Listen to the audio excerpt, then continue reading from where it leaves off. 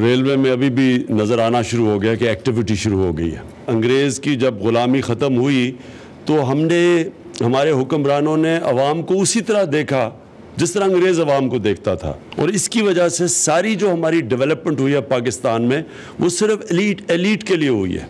अमीर अमीर होता गया है, फैसिलिटीज़ अमीरों के लिए, तालीमी निज़ाम इंग्लिश मीडियम अमीरों के लिए, ताकतवर के लिए।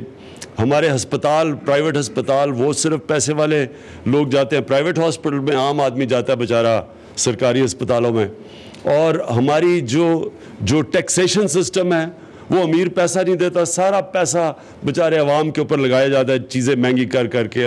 90% बल्कि 90% इनडायरेक्ट टैक्स है, यानी महंगाई करके टैक्स लिया जाता है।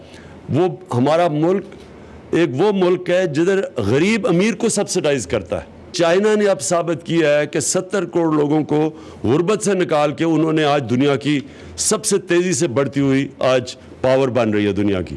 सीपैक के नीचे अब हम ये रेलवे ट्रैक बना रहे हैं, ML1 जो बन रहा है कराची से लेकर पेशावर तक। हमने अवाम का पैसा अवाम पे खर्च करना है।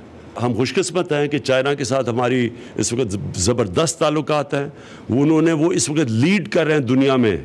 रेलवेज़ के अंदर जो चाइनीज़ टेक्नोलॉजी और जो चाइनीज़ जा रहे हैं दुनिया को पीछे छोड़ चुके हैं। सबसे तेज़ ट्रेनें अब चाइना में चलती हैं, और इंशाल्लाह मैं जा रहा हूँ नवंबर में वहाँ, और उनके साथ हम फिर शेख साहब आपको भी लेके जाऊँगा, और हम नई उनसे सोच लेके आएंगे कैसे हम अपनी मज़ीद रेलवे ट्रैक को, रेलवेज़ को अपग्रेड भी कर सकें और नेटवर्क सारे पाकिस्तान में ले जा सकें।